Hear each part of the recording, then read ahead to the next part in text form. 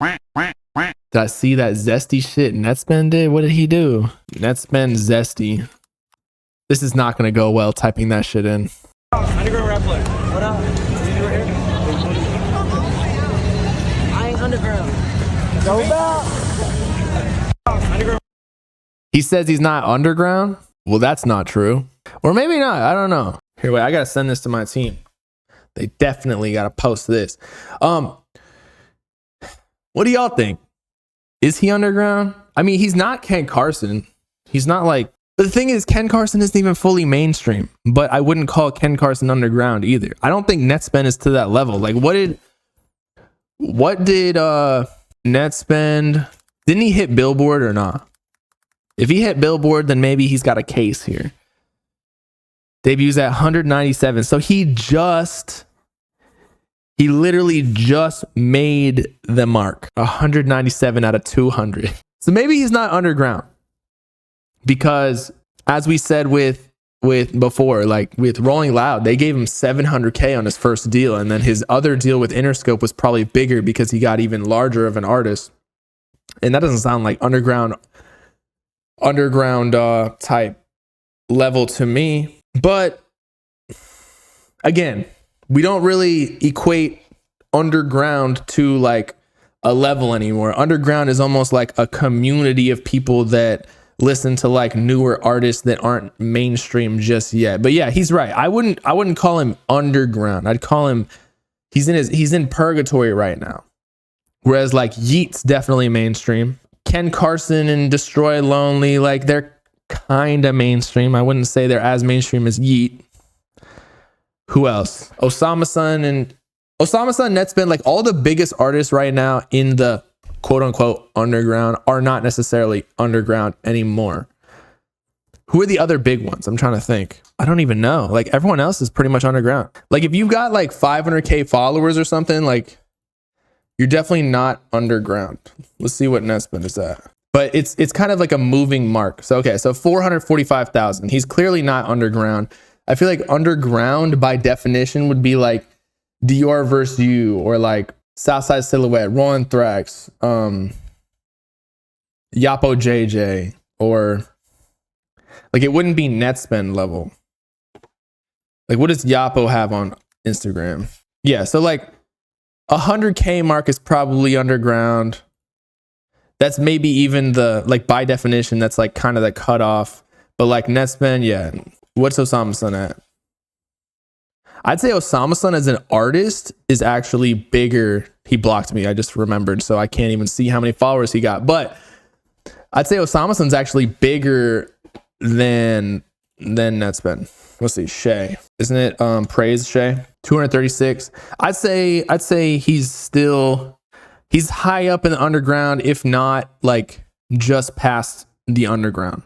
You know what I mean? Like before, I would say that signing to a label, like you're not necessarily underground anymore, but that's not really true because they're like the labels, ever since the SoundCloud era, they started signing motherfuckers like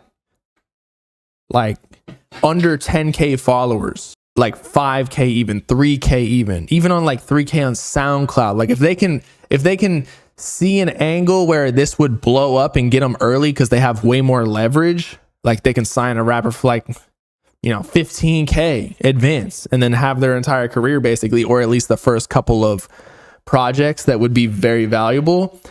They'll snatch them up. It's high risk though, but yeah, people get swooped up so early nowadays. So that's why I feel like the underground kind of term is messed up. Because even Ken Carson was signed before like 10K or 30K followers because he was signed to Opium. Right? But like when you're signed to a label, like that kind of is cheating, but it's not because that's just how the game goes. It's like don't blame the player, blame the game. Nettspend dropping a new project, Early Life Crisis. This shit better be better than Badass Fucking Kid, or else like I'm not gonna say his career is over because I think he's a big enough brand, like his aesthetic or his persona, his aura, whatever, like people still fuck with him. But I feel like again he's more of a character or an online influencer than he is a rapper at this point. Although he does have some great songs, don't get me wrong, but it's not like that last project was just not good at all. So I'm hoping that he gets like a good executive producer to sit in the studio with him to really hone down what he's trying to do. But it just listened to like it sounded like fucking brain rot. Now, granted, I'm pushing 30, so I get it. It's not really made for me. That's for 16-year-olds. But man, BAFK is overhated. Sheesh. No, it's not, bro. No, it's not. Look, here's the thing. Y'all are gonna look back. I still think Nettspend has potential. I mean, look at him. Like, we posted his Rolling Loud intro. He came up. He looked like a superstar. He is a superstar still in the making. Because he has the look. And he has the energy and the personality. But I just don't think that, like, how many songs did Badass Fucking Kid have on it? Like, if we were just talking about how I Am Music had 30 tracks and I still thought it was too long because there was a few filler songs that were just not that great. Do we really think that Nettspend is going to have... Let's see how many songs Badass Fucking Kid had. It had 15. Okay. So it was half. But still, like, we can imagine that out of 15, he probably had more skips on there. So we're just doing comparisons here. It's just not going to be that great. The hype about Nettspend is higher than where the quality of his music is currently. That's not even a diss at all. It's just like, that's how clout works sometimes. As I was saying though, where was it? He went on stage at Rolling Loud and said he's not ever performing at Rolling Loud ever again. Let's see. This is my last Rolling Loud ever. Which could mean a couple things. One, it could be like what Yeet did a couple years ago. And when rappers say never or they're retiring or whatever, like, honestly, don't ever believe them because they could end up just doing the same thing again. Like, Uzi's retired 4 times at this point. But what I was saying with Yeet is he ended up not doing Rolling Loud because he was going on his own tour and making more money and creating like a more exclusive package for his fans to see him perform, as opposed to you can buy a $300 or $600 ticket and see every rapper you want. But if you want to see Yeet, you got to give him solely the money, whereas everybody else is sharing that pot, or Rolling Loud is taking a majority of it, to be honest. Or maybe not a majority, but a lot of it as well. They got their hand in the pot if you only perform at Rolling Loud, which most artists do because they can't sell out tours. But Nettspend is going on his invert tour soon, I want to say, like maybe this month, March, maybe April. So maybe that's what he's talking about. Just like, I'm not performing at Rolling Loud for a while. Now, secondly, what it could be is that he's got beef with Rolling Loud. Because if you didn't already know, I think I talked about this a long time ago.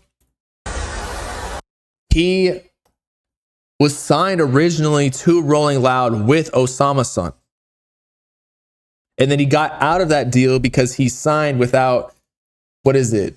Verification, or I don't know the legal term anymore because I haven't been in college for a long time. You boys getting old.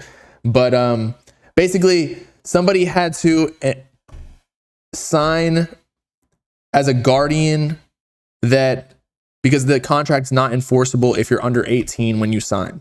Even if you sign it, it's the same thing that happened with Lil Pump. You can get out of the deal because you're not an adult. You don't have the brain capacity legally to actually sign a contract and enter an agreement that's enforceable.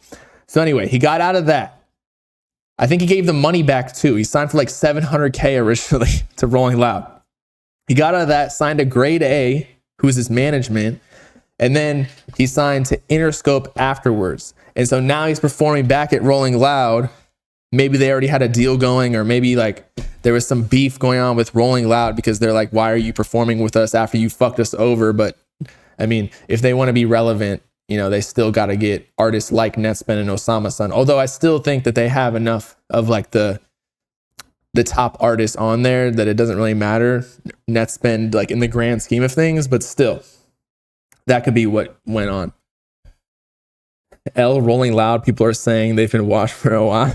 I mean, can we really blame Rolling Loud for being mad potentially?